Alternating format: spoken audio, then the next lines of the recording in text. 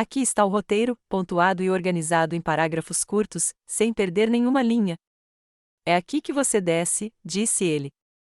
Sua voz era fria, calma demais para o que estava fazendo. Eric não olhou para mim enquanto estacionava o carro. Apenas olhou para frente, batendo no volante como se estivesse esperando o sinal vermelho. A neblina grudava nas árvores como velhos fantasmas. Litoral do Oregon em abril, ela poderia fazer qualquer coisa parecer assombrada. Até seu próprio filho. Esta é a sua parada, mãe. Eu ri. Achei que ele estivesse brincando. Eu ri mesmo. Olhei para os meus pés, ainda nos chinelos velhos do Henry, aqueles que eu usava em casa desde o funeral. Os que eu pretendia trocar na próxima vez que fosse à cidade. Você não pode estar falando sério, eu disse, com a voz leve, testando. Eric se virou para mim. Foi aí que eu soube que era verdade.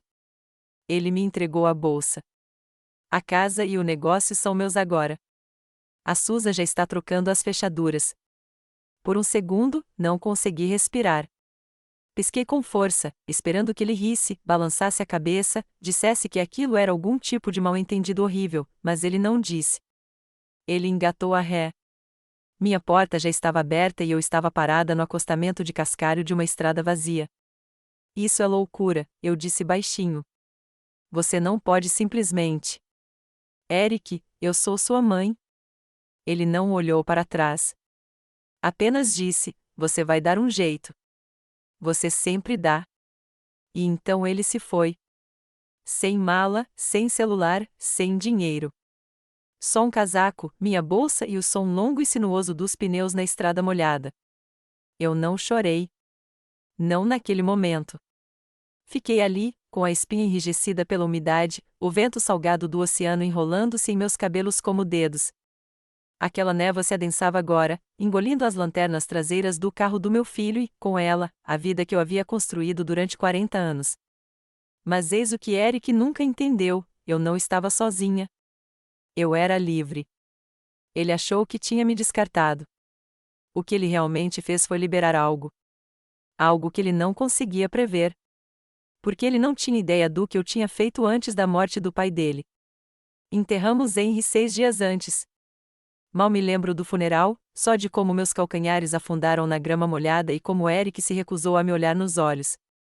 Susan agarrou-se ao braço dele como uma videira sufocando uma árvore. Ela não está pensando com clareza, Susan sussurrou para o pastor depois, alto o suficiente para eu ouvir. É a dor. Ela não está tomando decisões racionais. Agora, em pé na névoa fria, eu via o que aquele sussurro tinha sido, o início de um golpe. Henry havia confiado a Eric a papelada dos cuidados paliativos. Eu não queria incomodar meu filho. Ele já tinha o suficiente para fazer, eu disse a mim mesma.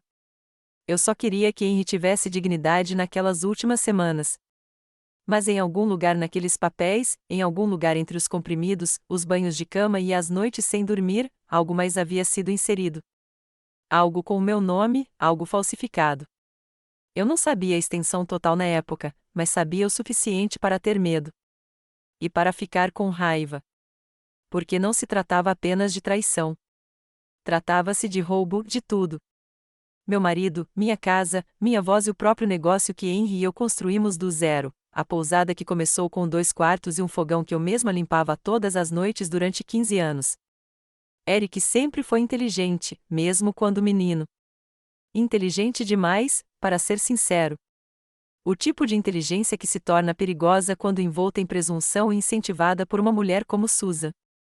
Comecei a andar. Não sabia para onde ir, só sabia que não conseguia ficar ali.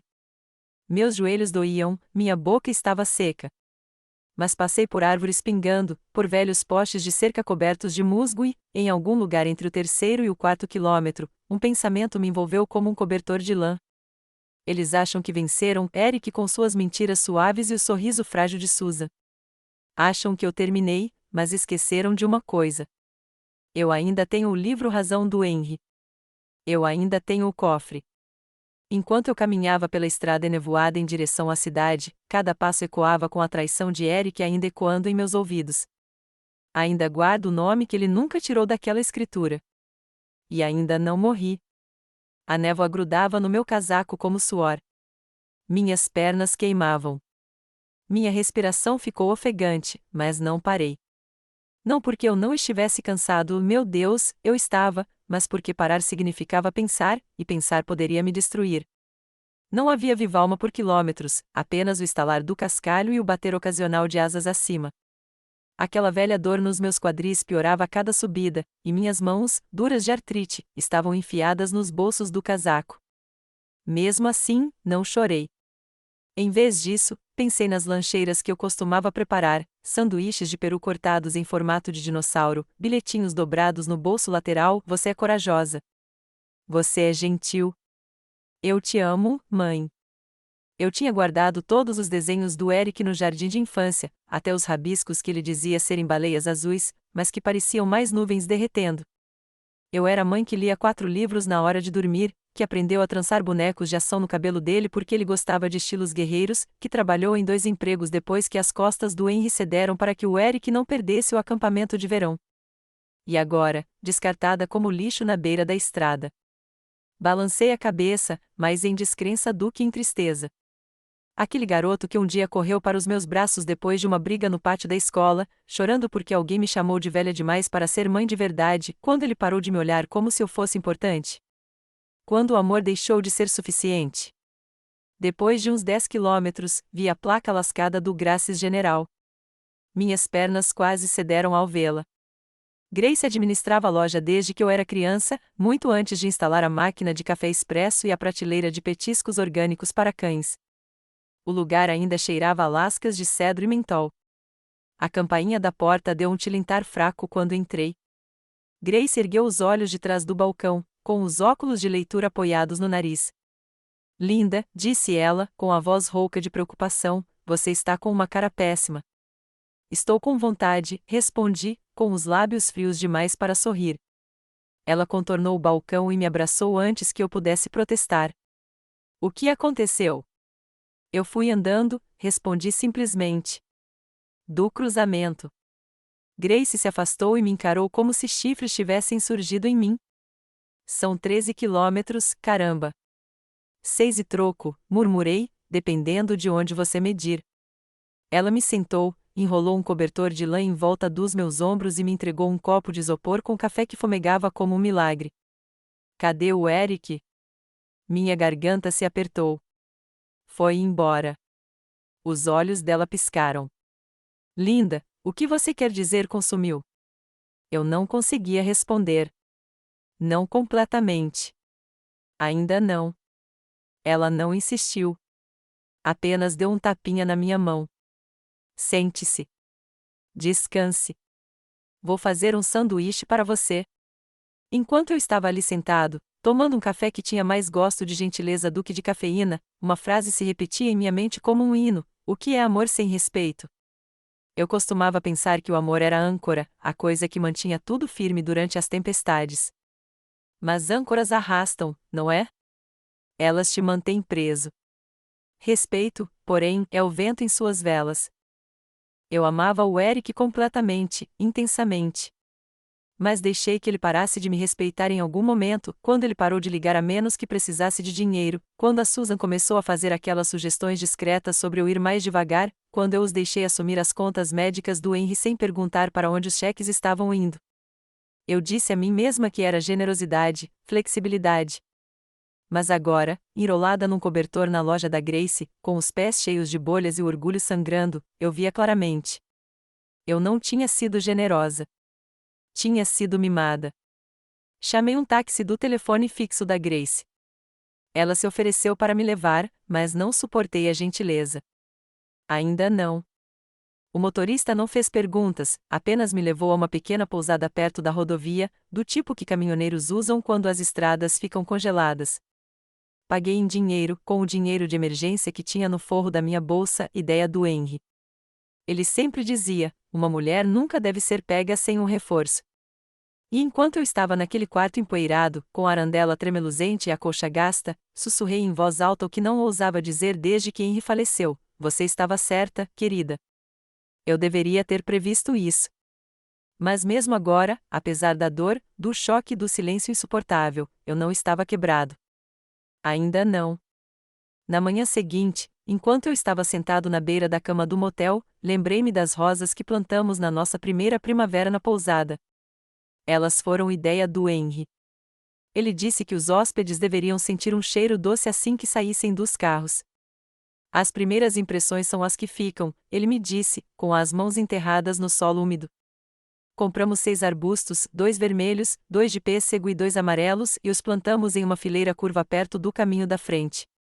Lembro-me de como o sol batia em seus cabelos naquele dia, já prateados nas têmporas, e de como Eric, com apenas 7 anos na época, perseguia uma bola de borracha verde entre os canteiros, rindo tanto que soluçava. Tinha sido um dia perfeito, para ser sincero. Fiquei ali, naquela lembrança, como um banho morno, deixando o ar suavizar os cantos do frio quarto de motel.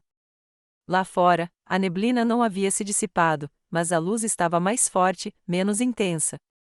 Naquela época, a pousada era apenas um sonho com paredes de gesso.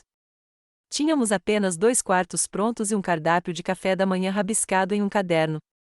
O Henry fez a parte elétrica sozinho, e eu pintei cada pedacinho de acabamento daquele lugar até meus pulsos cederem. Mas quando abrimos, meu Deus, quando abrimos, foi mágico. Nossos primeiros convidados foram um casal de Idaho, recém-aposentado. Disseram que o lugar os lembrava de um livro de histórias. Fiz scones de mirtilo naquela manhã, e Henry sorriu para mim do outro lado da mesa como se eu tivesse lhes dado a lua. Eric distribuiu chaves, contou-lhes sobre as trilhas, manteve-se firme e orgulhoso, assim como seu pai. Ele estava tão ansioso para ajudar naquela época, sempre observando, sempre imitando Henry. Por muito tempo, acreditei que o negócio um dia seria dele, que ele o levaria adiante com o mesmo cuidado que nós, que seria um legado de família, não apenas uma linha de propriedade. Mas, em algum lugar entre aqueles scones de mirtilo e agora, algo mudou. Abri a gaveta da comoda no quarto do motel e encontrei uma Bíblia de Gideon, um cardápio de comida para viagem e uma caixa de fósforos com o logotipo de uma oficina mecânica local. Fiquei olhando para os fósforos por um longo momento, não porque precisasse deles, mas porque tentava me lembrar da última vez que estivera em um lugar que me parecesse tão anônimo.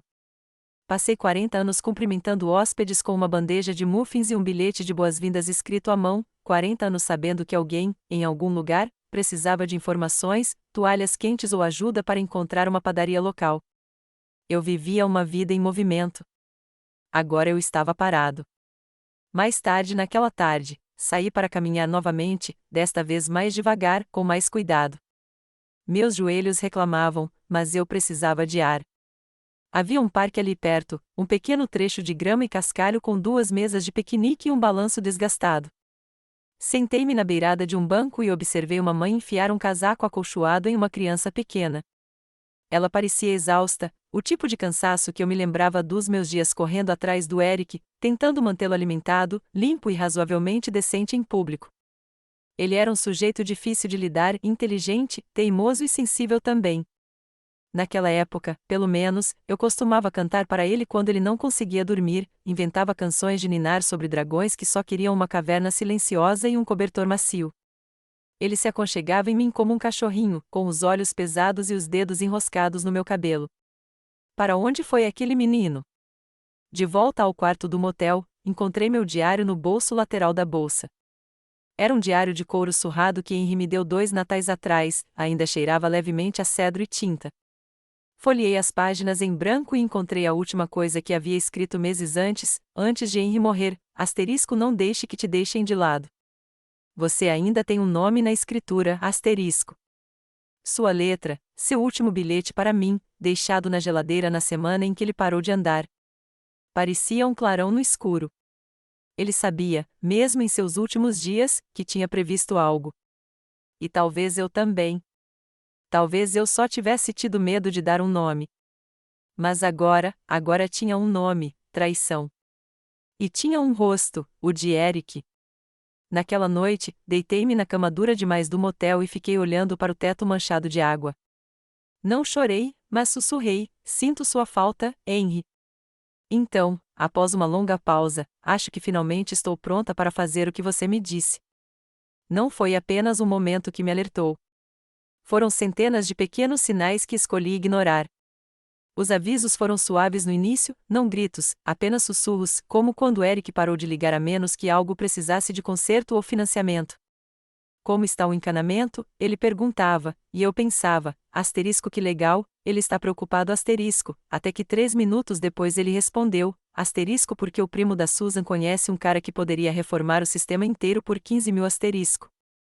Ou como Susan sempre sorria para mim com a boca, mas nunca com os olhos, sempre um pouco calorosa demais, sempre encerrando as conversas com um tapinha no meu braço e palavras como, asterisco você deve estar cansado asterisco ou asterisco você deveria descansar, linda, asterisco. Ela começou a me chamar de linda em vez de mãe depois que Henry adoeceu. No começo, eu dizia a mim mesma que era estresse. Depois, eu dizia a mim mesma que era respeito. Agora eu sei o que era, distância. No último dia de ação de graças antes da morte de Henry, eu trouxe a porcelana boa, nosso conjunto de casamento, marfim com uma borda fina de ouro. Susan perguntou, que delícia, talvez ano que vem devêssemos fazer pratos de papel. Menos confusão para você. Eu ri, ignorei, mas ela não estava brincando. Naquela noite, Eric me disse que eu tinha feito comida demais, disse que isso fazia Susan se sentir pressionada. Pressionada pelo purê de batatas. Eu tinha passado horas fazendo seu soufflé de milho doce favorito. Ela nem tocou, disse que estava controlando os carboidratos. Quando ela se ofereceu para trazer a sobremesa no ano seguinte, concordei. Ela apareceu com biscoitos comprados na loja ainda na bandeja de plástico. Quando Henry recebeu o diagnóstico, câncer de próstata em estágio 3, Eric interveio. Deixa que eu cuido das contas, mãe. Eu consigo agilizar, manter as coisas organizadas. Ele parecia tão sério quando disse isso, tão sincero. Eu queria acreditar que aquilo era amor, mas as contas do hospício não batiam. Lembro-me do dia em que pedi os recibos ao Eric. Ele sorriu, mas o sorriso não chegou aos seus olhos. Não se preocupe, disse ele. Já está resolvido. E estava, só que não por ele. Eu deveria ter insistido, insistido. Em vez disso, deixei passar porque queria paz. E paz é o que os manipuladores usam como uma coleira. Susan costumava me oferecer chá quando eu a visitava. Isso também parou. Depois, virou, estamos terminando o almoço, ou as crianças estão no meio de alguma coisa, ou não é um bom momento. Comecei a ligar antes de passar por lá. Depois, me mandaram parar de passar. Aí eles começaram a dizer que viriam até mim. Mas as visitas diminuíram de semanais para mensais, para estamos tão ocupados, podemos planejar para o mês que vem? Eu me adaptei e me adaptei de novo até perceber que era a única fazendo os ajustes. Na semana seguinte ao funeral de Henry, perguntei a Eric se ele queria dar uma olhada na oficina do pai. Havia ferramentas que ele poderia querer, os diários de Henry, a bússola que ele guardava na gaveta. Eric dispensou, dizendo que estava muito ocupado. Susan, parada ao lado dele na mesma pose educada de sempre, disse, não se preocupe, linda. Nós cuidaremos disso eventualmente. Asterisco cuidar disso, asterisco como lixo. Como uma tarefa em uma lista. O sinal de alerta mais cruel de todos, quando Susan mudou o nome nos cartões de visita uma semana depois de enterrarmos Henry. Asterisco Linda e Henry Jensen asterisco se tornaram asterisco Jensen House B&B, Eric Jensen, proprietário asterisco. Nenhuma menção a mim, não sou cofundador, não sou em memória dele, apenas apaguei. Encontrei um dos cartões no saguão na minha visita seguinte, um maço novo, limpo e brilhante, com um logotipo novo também. Chega de farol. O farol era o meu símbolo, o brasão da minha família.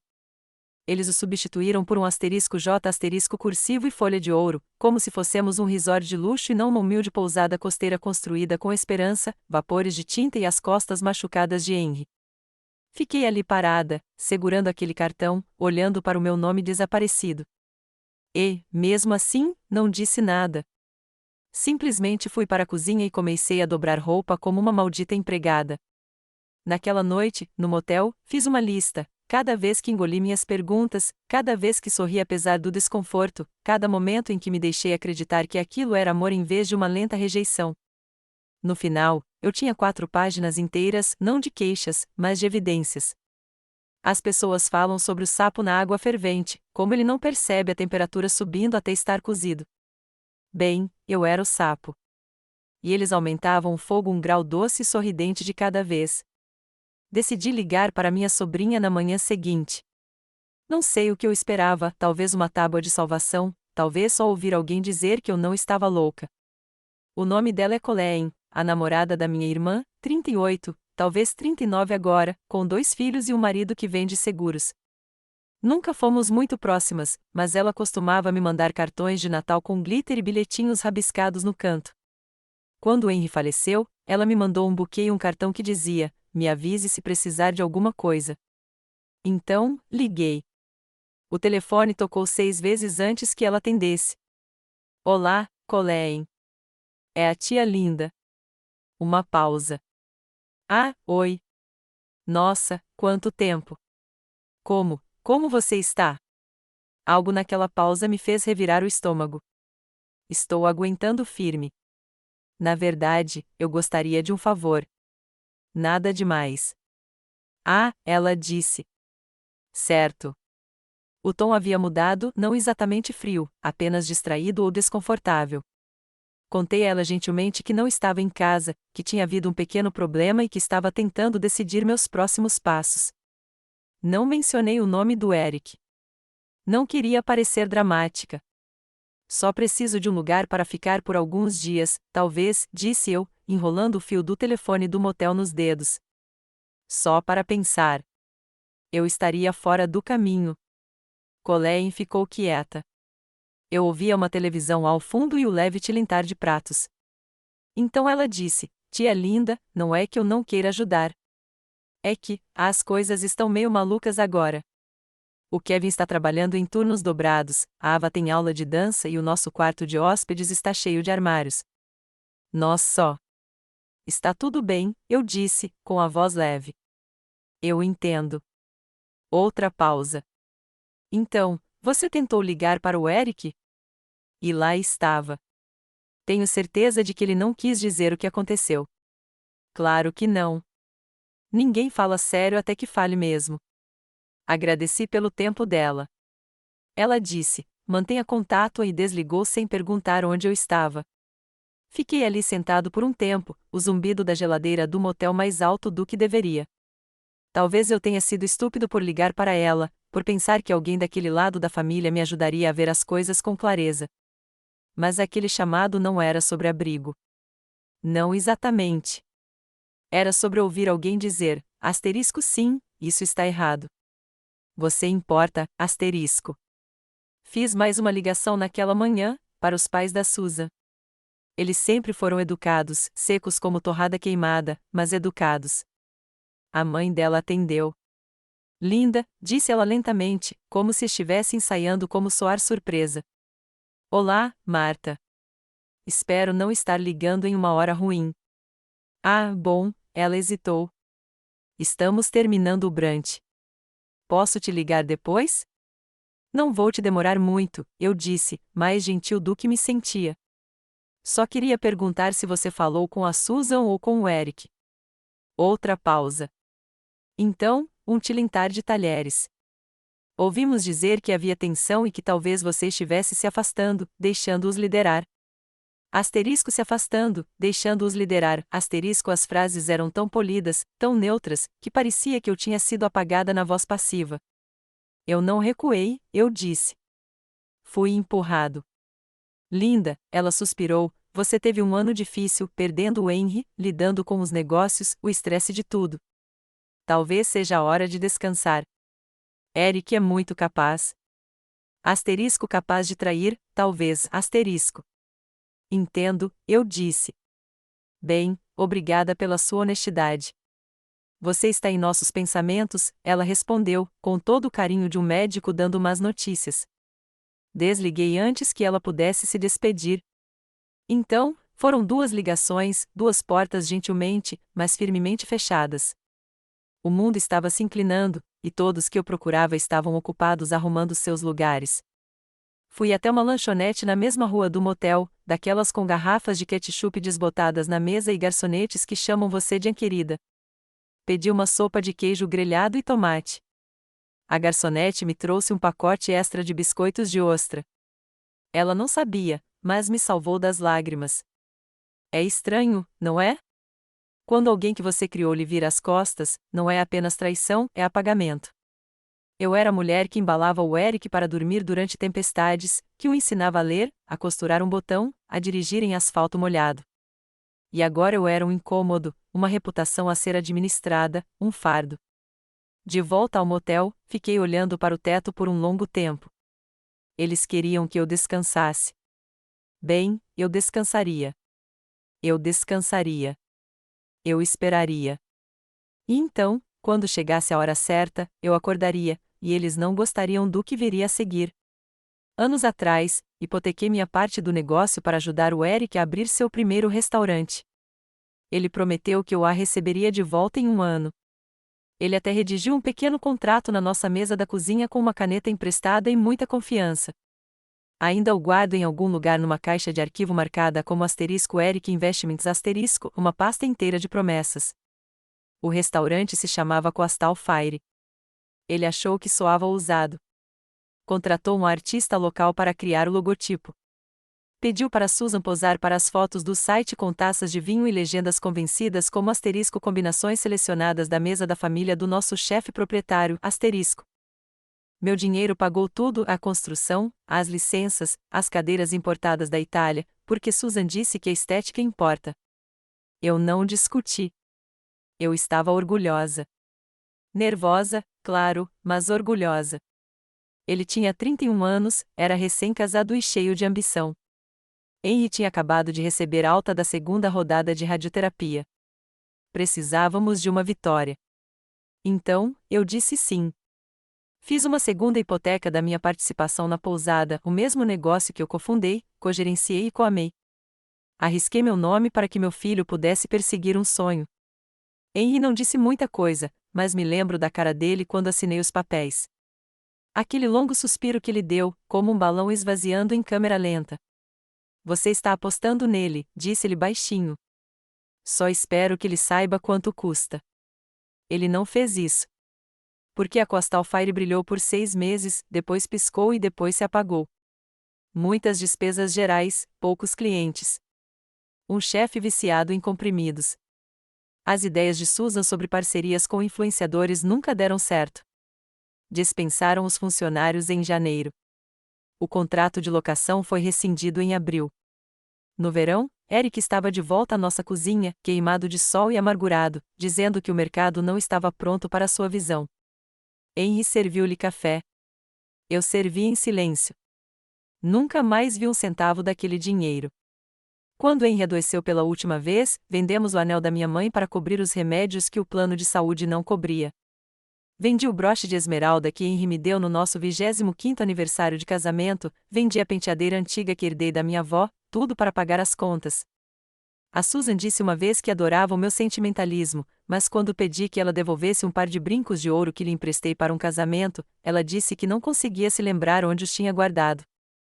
É assim que funciona o sentimentalismo, ele só importa quando ainda há algo para levar. Passei anos dizendo a mim mesma que doar era amor, que sacrificar significava alguma coisa. Mas agora, naquele quarto de motel com carpete marrom e iluminação ruim, me dei conta, eles não me amavam por quem eu era. Eles amavam o que eu dava. Eu costumava fazer jantares de domingo para 12 pessoas, mesmo quando éramos só nós 3. Eu cozinhava o suficiente para um pequeno exército. Eu queria que fosse especial, frango assado, purê de batatas com alho, biscoitos de buttermilk. Eu assava pão fresco, sempre. E o Eric arrancava as pontas antes mesmo de esfriar. Não consigo evitar, mãe, ele costumava sorrir. Você faz bom demais. Mas em algum momento, eles pararam de convidar para jantar. Susan começou a preparar as refeições. Eric disse que as noites de domingo eram melhores para recomeçar a semana. Então, eles perguntaram se poderíamos revezar os anfitriões. E pararam de me convidar completamente. Ontem à noite, encontrei um livro-razão antigo na minha bolsa, um caderninho espiral que eu usava para anotar os totais de compras, o horário de trabalho dos funcionários e os pedidos de roupa de cama. Dentro da capa, com a letra de Henry, asterisco ninguém sabe o peso que ela carrega, asterisco passei os dedos sobre a tinta até ela borrar. Acham que sou fraco. Acham que estou de luto, confuso, velho demais para lutar. Mas a dor aguça alguns de nós. E a confusão se dissipa quando não há mais nada a perder. Levaram a casa, o negócio, meu bom nome, mas não levaram os registros, os papéis, a verdade silenciosa que guardei porque pensei que ainda éramos uma família. Bem, esse foi meu erro. Não quero piedade. Não quero vingança. Pelo menos ainda não. O que eu quero é justiça. E justiça, como dizia meu querido Henry, é melhor servida em silêncio. Então, comecei a fazer uma nova lista, não de sinais de alerta, desta vez eram nomes, números, datas, discrepâncias, coisas que só um tolo ignoraria. Não sei por que abri o arquivo naquele dia. Por hábito, talvez. Mas o que encontrei naquela gaveta de cima quase parou meu coração. Eu tinha pegado um táxi para casa uma tarde, enquanto Eric e Susan deveriam estar viajando, algo sobre uma conferência em Bend. Disse a mim mesma que só precisava de algumas coisas, meu kit de costura, um casaco de inverno, 1 ou 2 álbuns de fotos. Eu ainda tinha uma chave, embora soubesse que ela não duraria. A casa estava fria e estranhamente sem ar, como se tivesse parado de respirar depois que Henry faleceu. Fiquei no saguão, olhando para o lugar onde costumávamos guardar uma tigela para chaves e moedas. Agora, só havia poeira e uma orquídea artificial. Caminhei lentamente, sem tocar em nada. Ainda não. E então, por pura memória muscular, abri o armário do corredor onde costumávamos guardar os registros da empresa. O arquivo ainda estava lá, o mesmo metal bege, a mesma gaveta que rangia. Abri a de cima. E foi então que vi uma pasta de papel pardo com um rótulo asterisco transferência de propriedade, Jensen House, asterisco. Meu nome. O nome do Eric. A data, 5 dias antes da morte de Henry. Fiquei olhando para ele por tanto tempo que as palavras começaram a se confundir. Minhas mãos tremiam quando abri a pasta. Lá estava, um documento escaneado com a minha assinatura torta, trêmula, mas inegavelmente minha. Só que não era. Eu não tinha assinado nada naqueles últimos dias. Estava ocupada demais dando sopa na boca do Henry, sentada com ele durante as noites em que os analgésicos falhavam, segurando sua mão enquanto a enfermeira do hospício ajustava os gotejamentos de morfina e sussurrava para mim como se eu já fosse viúva. Eu não tinha assinado absolutamente nada. Sentei-me no chão, com a pasta aberta no colo, enquanto as paredes pareciam se inclinar ao meu redor. Era uma falsificação impecável, boa o suficiente para passar. Mas não perfeita. O formato da data estava errado, mês de ano em vez do meu habitual dia-mês-ano. Eric sempre fazia isso, até em cartões de Natal. Foi isso que o denunciou. Fiquei ali sentado, com o frio subindo pela espinha por causa do azulejo. E me lembrei de como Henry confiara em Eric para cuidar da papelada. Não quero linda atolada nisso tudo enquanto eu morro, ele sussurrou. Eric assentiu, solene, colocando a mão no ombro frágil de Henry como um filho devotado de um filme da Hallmark. Deus! Ele aproveitou os últimos dias do próprio pai para roubar a mãe às cegas. Coloquei tudo de volta exatamente como encontrei. Não peguei a pasta. Ainda não. Em vez disso, tirei fotos, cada página, frente e verso, com carimbos de data e hora. Eu me certifiquei. Então, fiquei no centro do que costumava ser minha casa, a sala de estar, a varanda, a antiga sala de jantar onde realizávamos jantares de aniversário. E deixei algo novo se instalar em mim, não tristeza, não choque, mas determinação. Saí antes que eles voltassem, fui direto para o café perto da loja da Grace e pedi um chá que nem tomei.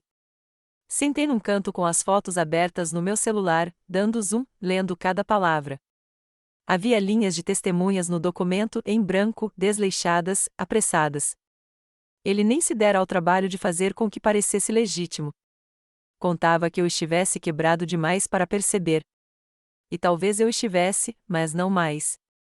Quando finalmente me levantei para sair, vi meu reflexo na vitrine do café. Meu cabelo estava mais grisalho do que eu me lembrava. Meu casaco tinha uma mancha de café perto do bolso.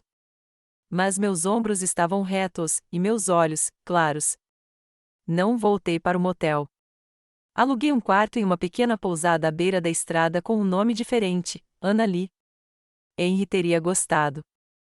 Não liguei para o Eric. Não o avisei. Em vez disso, sentei-me na cama com meu caderno e criei um novo título, *alavancagem legal*. Porque agora eu tinha mais do que suspeitas. Eu tinha provas. Sabe, é engraçado como a traição se sente. As pessoas acham que é algo brusco, rápido, repentino. Mas para mim, foi lento, como água subindo no porão.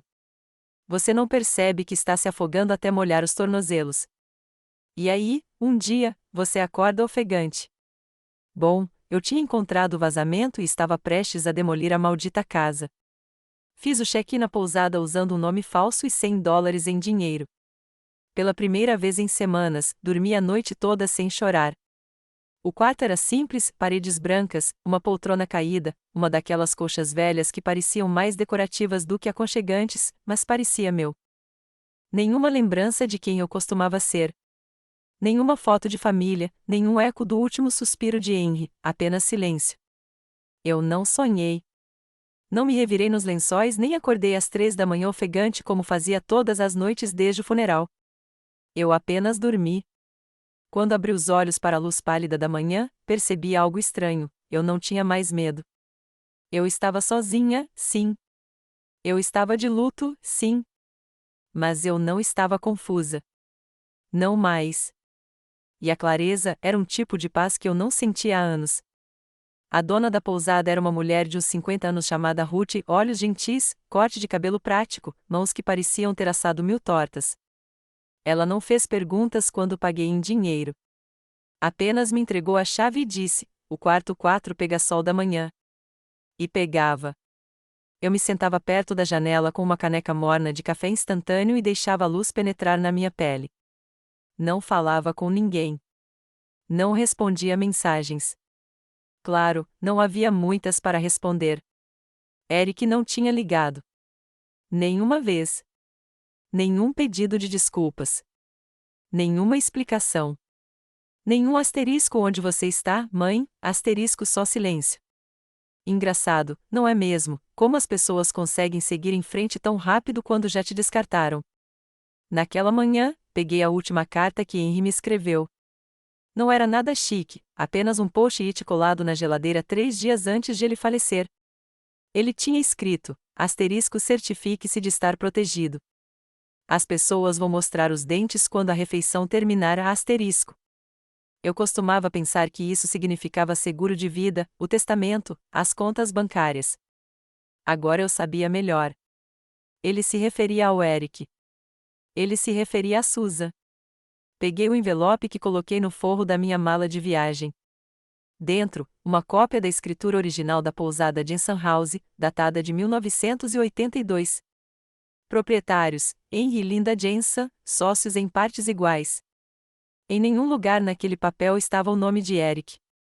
Aquela transferência que o Eric falsificou não poderia anular o contrato original sem as nossas assinaturas reais. E o Henry também nunca assinou nada, o que significava que eu ainda tinha legitimidade. Eu ainda tinha poder. Esse pensamento era como uma faísca em folhas secas, pequena, mas contagiante.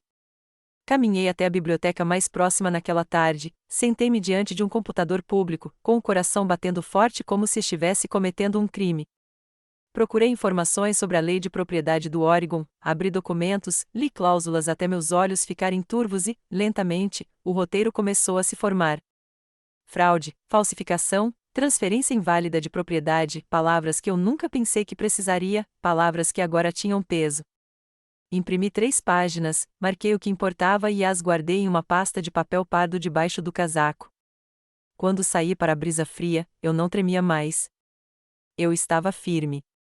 Mais tarde naquela noite, liguei para um número que não discava há mais de um ano, Raquel, minha amiga mais antiga. Crescemos no mesmo coral da igreja, tivemos encontros duplos no ensino médio. Eu era a madrinha dela, e ela era minha. Não nos falávamos desde a segunda rodada de quimioterapia do Henry, não porque tivéssemos brigado, apenas nos distanciado. Mas algo dentro de mim dizia: asterisco tente, asterisco. A voz dela era a mesma que a minha, eu me lembrava, suave, cálida, como mel fresco. Linda, disse ela depois que eu lhe contei quem era. Houve uma pausa e então, já estava na hora.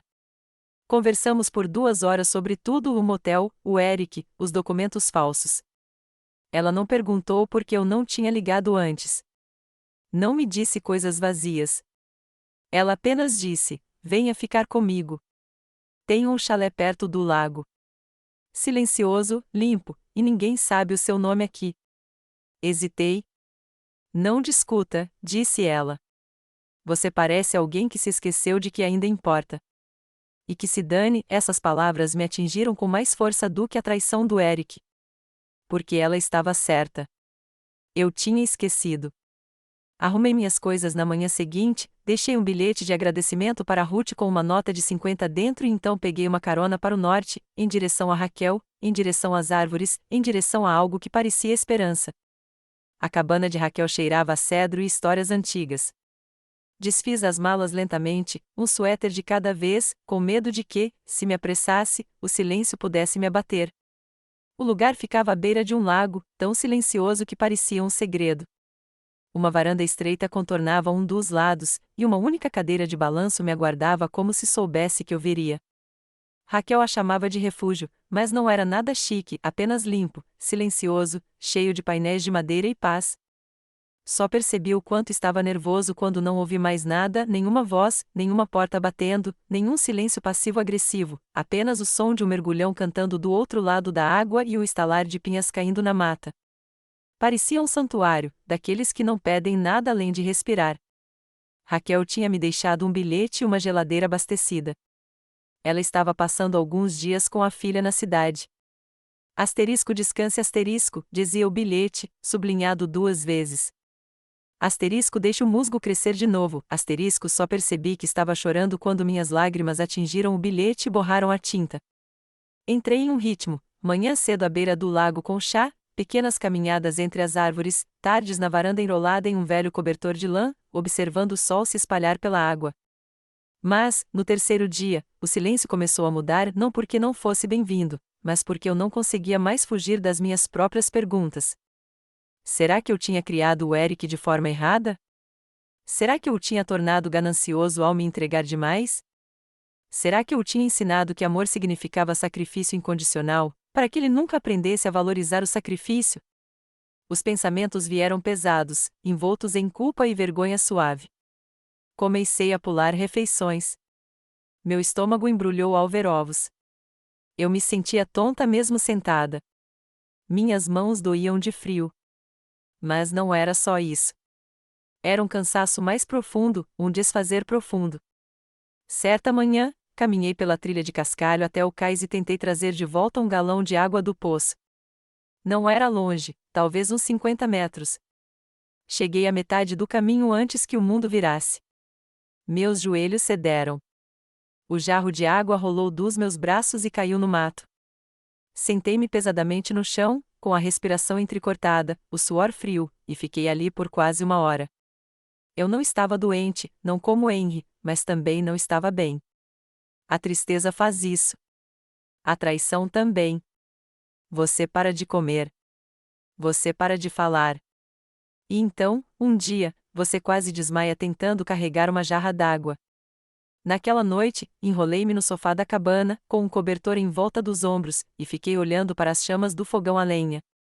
Sussurrei em voz alta: o que eu fiz de errado? A sala não respondeu. Mas naquele silêncio, uma pergunta mais suave surgiu por trás dela: asterisco, e se eu não tivesse feito nada de errado? E se eu fosse simplesmente conveniente de descartar quando não tivesse mais nada para dar? E se isso não fosse falha minha, mas escolha deles, asterisco? Na manhã seguinte, Raquel voltou. Ela me olhou, pálida e encurvada naquela velha cadeira de balanço, e não disse uma palavra. Apenas largou a bolsa, caminhou até mim e pressionou a mão quente na minha testa, como uma mãe faria. Você parece alguém que vem carregando o peso de todo mundo há 50 anos, ela disse gentilmente. Eu não chorei. Apenas assenti. E então ela disse: entre. Eu fiz sopa. Raquel não chorou. Não perguntou porque eu não tinha percebido os sinais antes. Não me deu sermão sobre limites ou autoestima. Ela apenas serviu 2 tigelas de ensopado de frango, me entregou uma e disse: "Você pode recomeçar exatamente de onde está." Peguei aquela tigela com as 2 mãos como se fosse o primeiro presente que me ofereceram sem compromisso. E acreditei nela. Eu poderia recomeçar não do zero, mas daqui. Do machucado, da humilhação, do quase quebrado, mas não quebrado. Naquela noite, abri o diário de Henry pela primeira vez desde que ele faleceu. Lá, na margem de uma página antiga sobre reservas de hóspedes, ele havia rabiscado uma frase com sua letra caprichada e inclinada: "Se ela precisar, diga que ela ainda é dona da metade." Tracei as palavras com o dedo. Ele também não confiava em Eric, não totalmente. E em algum lugar no fundo do seu amor prático e silencioso por mim, ele havia deixado uma migalha de pão. Adormeci naquela noite com o estômago cheio e a lareira ainda acesa. Ainda não estava quente, mas estava esquentando. No dia seguinte, caminhei pela cidade pela primeira vez em semanas e dei de cara com alguém que eu não via há mais de 30 anos. Quase não a reconheci. Ela estava saindo da loja de ferragens, com os braços cheios de materiais de jardinagem, luvas, uma pá de pedreiro, um saco de fertilizante orgânico pendurado no quadril como um saco de batatas. Seus cabelos grisalhos estavam presos num coque apertado, mas seu andar ainda tinha aquele mesmo balanço de sempre, como se ela tivesse um segredo que o resto de nós desconhecia. "Linda, linda Jensen", sua voz me fez parar no meio do caminho. Virei-me. "Raquel", disse eu, piscando. Ela riu e jogou a sacola na calçada com um grunhido. "Bem, que me danem. Você parece uma mulher que já viu coisas." "Sim", respondi, e então, sem aviso, nós 2 caímos na gargalhada. O tipo de risada que não vem de alegria, mas de pura exaustão. Ela me abraçou antes que eu pudesse pensar 2 vezes. Eu não recebia um abraço havia semanas, desde Henry. Sentamos no café, com 2 lattes entre nós e um scone de canela compartilhado. Contei tudo a ela, não na ordem, não de forma clara, mas saiu. O motel, os papéis, a assinatura falsificada, o arquivo. A manhã em que quase desmaiei. Raquel não interrompeu, apenas tomou um gole e assentiu, como alguém que já ouvira histórias como essa. Quando terminei, recostei-me, quase esperando que ela me perguntasse o que eu tinha feito para causar aquilo. Em vez disso, ela disse: "Sabe o que eu vejo?" Balancei a cabeça. Uma mulher que se doou e se doou até que as pessoas ao seu redor se esquecessem de que ela era uma pessoa. Você não criou o Eric errado. Ele escolheu isso. Minha garganta apertou. Ela se inclinou. Mas você está escolhendo outra coisa agora. E esse é o começo de tudo. Raquel me ofereceu seu quarto de hóspedes, sem fazer perguntas. Disse que preferia que eu ficasse onde as pessoas pudessem me ver. "Não fomos feitos para passar por uma reinvenção sozinhos", acrescentou. "Não é como uma transformação. É mais como uma cirurgia." Então, saí da cabana e fui para o quarto de hóspedes da Raquel, com sua colcha acolchoada e um abajur de cerâmica em formato de pato. Na primeira noite, ela fez frango com limão, e comemos de pijama enquanto assistíamos a um programa de culinária. Eu não sorria tanto desde antes do diagnóstico do Henry. E assim, de repente, comecei a me sentir humano novamente. Certa manhã, enquanto Raquel estava no mercado, vasculhei minha mala de viagem e tirei a pasta de couro empoeirada que eu havia carregado desde casa. Dentro, havia um antigo contrato comercial, enterrado atrás de anos de faturas e cardápios de café da manhã. Era o contrato de sociedade original da Jensen House, datado e autenticado em cartório. Claro como o dia, copropriedade e cooperação entre Henry e Linda Jensen, com partes iguais, a menos que formalmente modificado com o consentimento de ambas as partes. Lá estava, em linguagem jurídica que não poderia ser desfeita por uma assinatura falsa e um sorriso. Eric não tinha apenas me traído. Ele tinha cometido uma fraude. No dia seguinte, peguei um ônibus para o cartório do condado em Astoria. Cidade pequena, escritório pequeno, uma recepcionista entediada e uma fotocopiadora que travou 2 vezes enquanto eu esperava. Peguei o arquivo do título de propriedade. Paguei a taxa de $10 para fazer uma cópia. E, Como eu suspeitava, o título atualizado listava Eric Jensen como o único proprietário, assinado e carimbado, mas não por mim. E a linha de assinatura de Linda Jensen estava desleixada. Sem iniciais de testemunhas, sem carimbo de tabelião, apenas sua ousada suposição de que eu não olharia com atenção, que estaria muito imersa em tristeza, vergonha ou amor para questionar a tinta. Fiquei olhando para aquela página até que ela deixou de ser um documento e passou a ser um ponto de virada. Atravessei a rua até um escritório de advocacia por onde já tinha passado centenas de vezes, mas nunca pensei que entraria. A placa dizia, Hartwell e Price, direito do idoso, espólios, disputas de propriedade. Estava tudo quieto lá dentro, música suave, uma tigela de balas duras na mesa. Pedi uma consulta particular. Disse que estava perguntando por uma amiga. A recepcionista olhou para mim e me deu um sorriso cúmplice. Esse tipo de amiga? Sim, eu disse. Desse tipo.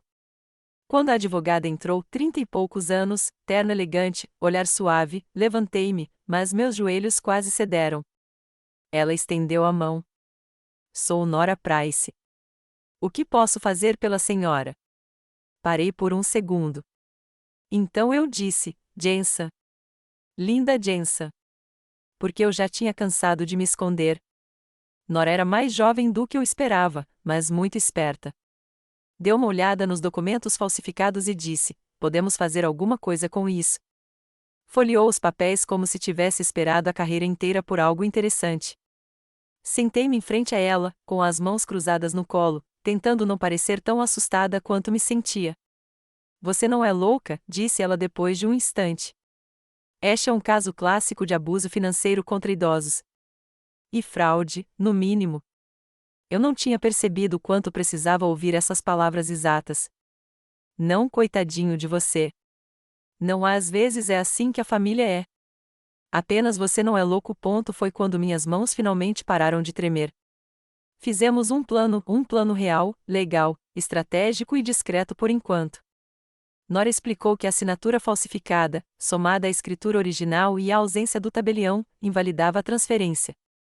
Ela disse que poderíamos contestar o título e solicitar uma liminar de emergência para congelar qualquer tentativa de venda ou refinanciamento do B&B. Ela já tinha visto casos como o meu e dizia que eram raros, mas reais. Já recebi mulheres que deram acesso a tudo aos filhos, disse ela, recostando-se na cadeira. E, quando chegou a hora, esses filhos as trataram como invasoras de suas próprias vidas. Olhei para ela e perguntei, eles venceram? Ela fez uma pausa e então me deu um pequeno sorriso. Não, se eu tiver algo a dizer sobre isso.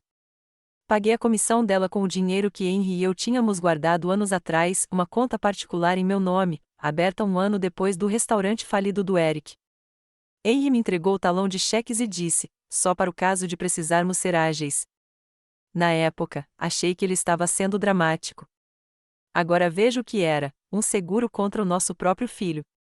De volta à casa da Raquel naquela noite, servi uma taça de vinho tinto barato para nós duas e contei tudo a ela. Ela ergueu a taça e disse, a agilidade. Brindamos.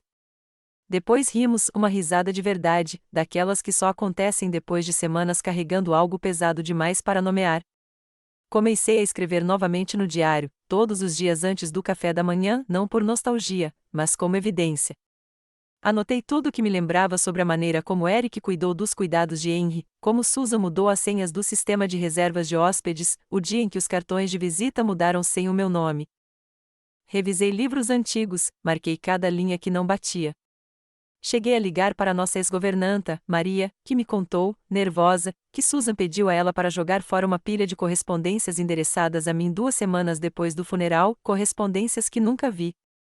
Extratos bancários, avisos de propriedade, coisas que eu poderia ter pego se não estivesse de luto. Quanto mais eu cavava, mais encontrava. Eric não tinha falsificado apenas um documento. Ele tinha mudado os serviços públicos para o nome dele sem a minha permissão. Ele tinha entrado com um recurso de zoneamento para converter o Jardim dos Fundos, meu jardim de rosas, em um estacionamento para maior rotatividade de hóspedes. Para ele, o B&B não era um legado. Era um inventário. Certa noite, Raquel pegou um velho álbum de recortes e me mostrou uma foto do Eric aos 8 anos, sorrindo, coberto de lama, segurando um sapo como se fosse um prêmio. Fiquei olhando para aquele menino, seu sorriso banguela, os joelhos arranhados, os braços que ele usava para envolver meu pescoço sem hesitar. Eu sussurrei: para onde ele foi? Raquel não respondeu. Ela apenas estendeu a mão e pegou a minha. E depois de um momento, disse: talvez ele nunca tenha chegado até aqui. Parei de perguntar por quê. Comecei a perguntar como. Como proteger o que é meu? Como consertar isso? Como garantir que nenhuma outra mãe acorde e perceba que foi apagada da própria história? As respostas demoraram, mas chegaram por meio de documentos legais, de recibos antigos, da memória. E, pela primeira vez desde a morte de Henry, me senti no controle novamente. Não segura, ainda não, mas firme. O escritório de advocacia enviou a carta numa quinta-feira, registrada, rastreada, um pequeno envelope discreto com as consequências guardadas dentro. Parecia tão comum, cor creme, fina, mas dentro havia uma notificação formal de ação judicial pendente, disputa de propriedade, suspeita de falsificação, solicitação de auditoria forense. Tinha peso não físico, mas emocional. Foi o primeiro dominó. Eric a teria recebido no sábado, provavelmente com Susan por perto, folheando a correspondência, tomando seu latte de leite de amêndoas naquela caneca dourada pretensiosa que ela tanto amava. Imagino a cor sumindo do rosto dela primeiro, depois Eric pegando a carta, ainda de calça de moletom, provavelmente murmurando algo como "e agora?", e depois lendo. Meu nome, minha reivindicação, meu limite. Não esperei a ligação dele. Eu tinha meu próprio trabalho a fazer. Nora me instruiu a reunir depoimentos, provas de que eu estivera envolvido no negócio até o fim, de que eu havia sido removido sem consentimento. Comecei com a governanta, Maria. Ela me encontrou em um restaurante perto da Rota 6, enxugando nervosamente o guardanapo enquanto falava. Eu sabia que algo estava errado, sussurrou. Quando a senhora Susan disse para não falar mais com você, ela disse que você estava confuso. Confusa? As palavras ficaram como uma pedra no meu estômago. Ela escreveu uma declaração na hora. Paguei o almoço dela e a abracei antes de ela ir embora. Ela chorou. Eu não. Então liguei para alguns fornecedores antigos, o serviço de roupas de cama, o padeiro que entregava os scones, o técnico que consertou a caldeira do andar de baixo depois do Natal do ano passado. Todos se lembravam de mim. Espere, pensei que você administrasse o lugar, disse um deles. Sim, respondi. E ainda faço. Raquel me levou ao tribunal em Tillamook para que eu pudesse apresentar uma declaração juramentada pessoalmente. A mulher na recepção, mais velha, óculos numa corrente, batom rosa demais, olhou para cima depois de carimbar os documentos e disse: boa sorte, querida. Obrigada, eu disse. Mas não preciso de sorte. Tenho recibos. De volta à cabana, encontrei o velho Rolodex de Henry. Ainda cheirava a poeira e tempo. Dentro, o nome da tabeliã que usávamos para todas as atualizações importantes da empresa, Sra. Penelope Briggs, agora aposentada, mas ainda morando nos arredores de Lincoln City. Liguei para ela naquela tarde. Ela se lembrou de nós na hora. Vocês dois administravam aquela pousada charmosa perto dos penhascos. Sempre tinham café esperando quando eu passava por lá.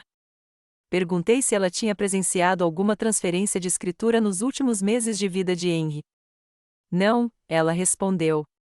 A última vez que estive lá foi em 2018. Algo sobre uma questão de zoneamento. Por quê? Porque o nome dela não estava nos documentos falsificados. Porque não havia nenhum tabelião. E essa foi a peça final. Nora ligou no dia seguinte, com a voz calma, mas energizada. Ele está em apuros, disse ela. Sérios problemas.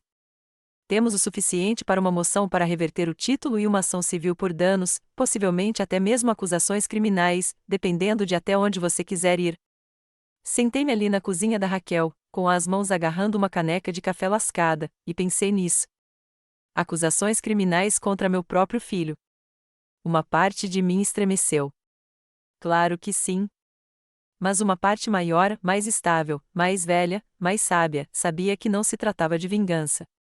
Tratava-se da verdade, e a verdade não se importava com quem ela incomodava. Naquela noite, Raquel me serviu uma taça de vinho e disse: Você sabe que eles virão rastejando agora, certo? Deixe-os, eu disse. Tenho a espinha dorsal firme e um advogado que não vacila. Ela sorriu. Essa sim é a Linda de quem eu me lembro. Na manhã seguinte, Susan apareceu. Não pessoalmente, ainda não, mas por mensagem de voz, com a voz trêmula. Linda, por favor, podemos conversar? Eric está chateado. Não queríamos te machucar. Estávamos apenas tentando manter as coisas simples depois que Henry faleceu. Você não estava em um bom estado de espírito. Parei de ouvir depois disso. Não apaguei. Encaminhei para Nora. Provas. No mesmo dia, Eric me mandou uma mensagem. Mãe, recebi a carta. Podemos conversar, por favor, então, 30 minutos depois, isso é um mal-entendido. Vou consertar. Só preciso de tempo. Então, finalmente, não faça isso. Por favor. Sou seu filho. E tudo que eu conseguia pensar era: não, você era meu filho. Agora é só um homem que achou que eu iria embora em silêncio. 3 dias depois, Eric recebeu a queixa formal. Susan apareceu na casa de Raquel, soluçando como uma viúva. Você está nos arruinando, gritou ela. Por favor, ele vai perder tudo. Ela subiu a trilha de cascalho numa fúria de botas de grife e lágrimas de crocodilo. Seu rímel já tinha começado a escorrer, e admito que havia uma pequena e perversa parte de mim que se sentia satisfeita com isso. Eu estava na varanda descascando ervilhas com a Raquel, com uma grande tigela de metal entre nós. Parecíamos 2 galinhas velhas numa tarde de domingo, e era exatamente isso que éramos.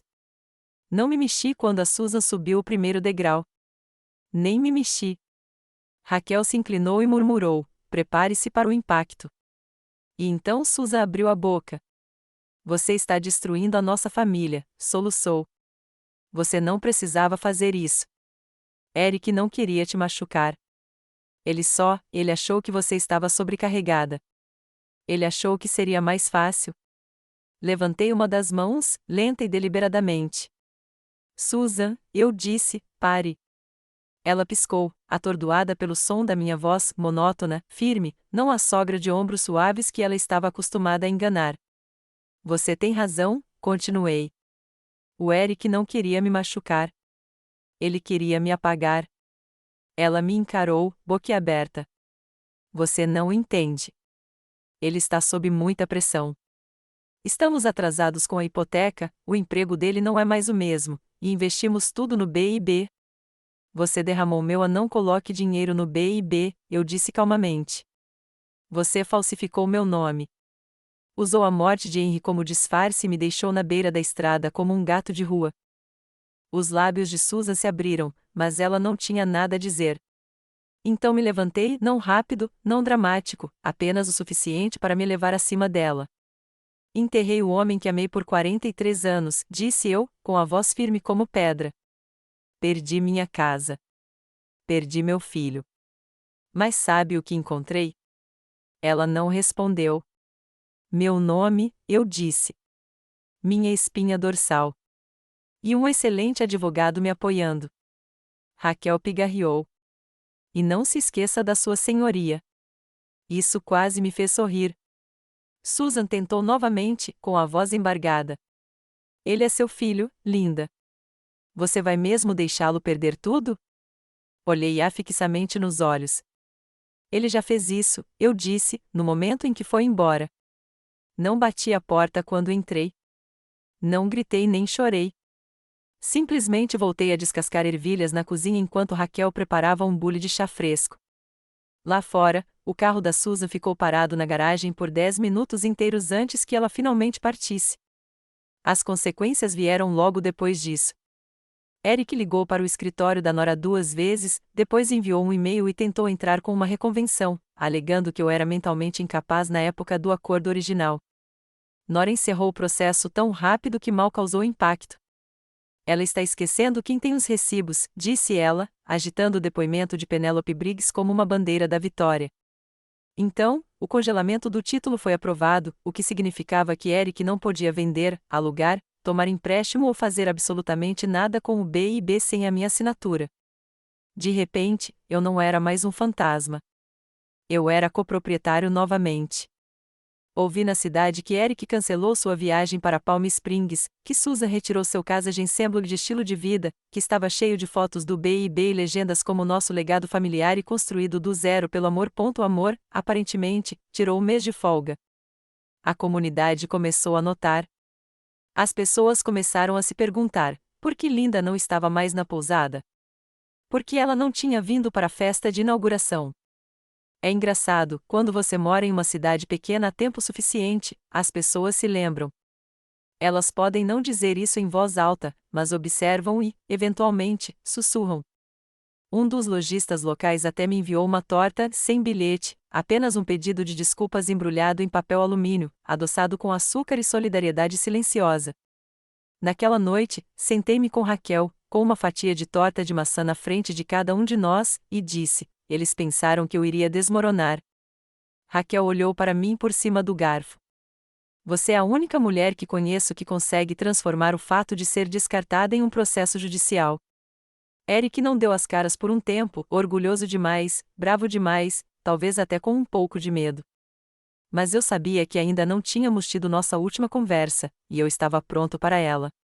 Ele parecia mais velho quando o vi na sala de mediação, cabelo ralo, olhos grisalhos.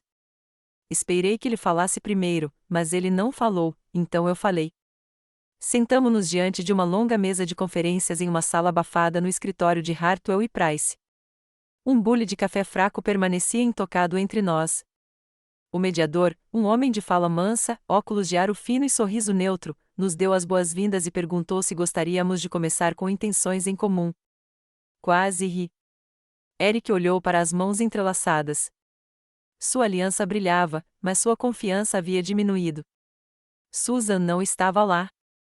Nora disse que decidiram manter o relacionamento entre as partes diretas. Suspeito que Susan não quisesse me olhar nos olhos novamente. Vamos lá, eu disse gentilmente. Nora abriu a pasta. A senhora Jensen está preparada para oferecer a seguinte resolução. Não precisei que ela falasse por mim. Vou vender o negócio, disse eu, olhando diretamente para Eric. A pousada, a propriedade, tudo relacionado a ela. Ele levantou a cabeça bruscamente. Você não pode. Eu posso, interrompi. E farei. Ele abriu a boca novamente. Nora levantou a mão. Legalmente, sim. A transferência fraudulenta foi anulada. Os direitos de propriedade integral foram revertidos para o acordo original. Propriedade conjunta. Inclinei-me. Mas, ao contrário de você, Eric, não sou ganancioso. Não quero ser dono disso. Quero acabar logo com isso. Seu rosto estava pálido. Eu o via calculando, repassando todas as melhorias, o patrimônio, as reservas de negócios alinhadas para o verão. Dei uma pausa e continuei, com a voz firme. Você tem 30 dias para desocupar o imóvel. Não receberá nada da venda, nem lucro, nem indenização, nem rescisão. Sua boca abriu e fechou. Deixe-me terminar, eu disse. Você vai sair com o que trouxe, que, francamente, não foi nada. Vou garantir que os funcionários recebam o pagamento final. Pago as indenizações de todos que ajudaram a construir aquele lugar. Mas você está acabado. Parecia que eu tinha lhe dado um soco. Você está falando sério, disse ele, com a voz rouca. Assenti, com pesar. Você faria isso com seu próprio filho? Cruzei as mãos. Não, estou fazendo isso porque você é meu filho e não vou permitir que você continue se tornando alguém de quem seu pai teria vergonha. Silêncio, daqueles que fazem até o mediador se contorcer. Os olhos de Eric se voltaram para Nora. Não se trata de dinheiro. Trata-se de me punir. A voz de Nora era calma. É sobre corrigir um roubo. Eu cometi erros, disse Eric, finalmente me olhando, com a voz embargada. Mas eu também estava de luto. Não achei que você conseguiria lidar com as coisas sozinha. Sustentei o olhar dele. Não, respondi baixinho. Você esperava que eu não conseguisse. E então ele desabou, não ruidosamente, não como uma criança, apenas um colapso silencioso. Seus ombros se curvaram, seu maxilar se apertou, seus olhos se encheram de lágrimas, mas ele os enxugou. Esperei. Dei-lhe essa dignidade, mas não me mexi. O mediador pigarreou. Então, para confirmar, a Sra. Jensen mantém os direitos legais para prosseguir com a venda, e o Sr. Jensen concorda em abrir mão dos direitos sobre o imóvel em troca da não litigação das acusações de fraude. Nora assentiu. Com exceção da possibilidade de recuperação civil futura, caso sejam descobertos ativos adicionais. Eric pareceu querer protestar, mas não o fez. Apenas sussurrou: "Você nunca deveria ter revidado." Inclinei a cabeça. Essa é a parte que ainda dói, Eric. Não que você tenha me roubado, mas que achou que eu não perceberia. Ele não discutiu. Assinamos os papéis naquele dia. Ele saiu com os ombros caídos e um envelope pardo cheio de nada. Fiquei para trás e passei os dedos na borda da mesa, lembrando de todos os bolos de aniversário que fiz com ele ao meu lado, de todas as manhãs de domingo que passei ensinando-o a dobrar guardanapos, atender telefones e receber convidados. Que coisa estranha, lamentar a morte de alguém que está sentado a 3 metros de distância. Lá fora, Raquel esperava no carro, com o motor ligado. Ela não perguntou como tinha sido, apenas me entregou uma garrafa térmica com chá quente e disse: "Vamos para um lugar tranquilo." E nós fizemos. Passei pela pousada naquela noite. A luz da varanda ainda estava acesa, as cortinas ainda fechadas, mas já parecia a história de outra pessoa. Não parei. Não precisava mais parar. Vendi a pousada no início da primavera. Um jovem casal de Seattle a comprou, de olhos brilhantes, educados, sem nenhum traço de ganância. Não chorei quando lhes entreguei as chaves. Eu esperava. Deus sabe que chorei menos por elas, o cheiro do sabonete de barbear do Henry, uma música no rádio, uma caneca de café lascada que ainda trazia o desenho do jardim de infância do Eric. Mas quando fiquei na varanda pela última vez, olhando para as roseiras começando a brotar, não senti lágrimas. Senti alívio. Os nomes do casal eram Hannah e Joel, recém-casados, entusiasmados e cheios de ideias. Eles andavam pela casa com reverência, faziam perguntas respeitosas, rabiscavam notas em um caderninho compartilhado, como estudantes em um local sagrado. Eles me lembravam de nós, Henry e eu, 35 anos atrás, abrindo as portas com nada além de uma cafeteira, 2 quartos de hóspedes e um sonho teimoso. Eu não contei tudo a eles. Eles não precisavam conhecer os fantasmas, apenas o amor. Usei parte do dinheiro da venda para comprar uma casinha perto de um lago, não muito longe da cabana da Raquel, mas com tranquilidade suficiente. 2 quartos, um balanço na varanda, espaço suficiente para a solidão, não para a solidão. Plantei rosas novas lá, não das mesmas cores. Escolhi coral e branco desta vez. Novos começos. Agora durmo bem. Acordo cedo, preparo um bule de chá forte e sento na varanda para observar a névoa se dissipar na água. Em algumas manhãs, o silêncio é tão grande que parece que o tempo está prendendo a respiração. Falo com Henry, não em voz alta, apenas baixinho, naquele lugar entre o pensamento e a oração. Eu fiz isso, eu digo a ele. Eu me protegi, exatamente como você me disse para fazer. Às vezes penso no Eric, onde ele está, o que está fazendo, se ainda me vê como a vilã na versão dele da história. Não o odeio, mas também não sinto falta dele. Pode parecer cruel, mas é a verdade. Você não sente falta da dor quando um dente finalmente é arrancado. Você não sente falta da tempestade depois que seu telhado é remendado. Você apenas respira mais aliviado. Ainda sinto falta do garotinho que o Eric era. Mas amo a mulher que me tornei.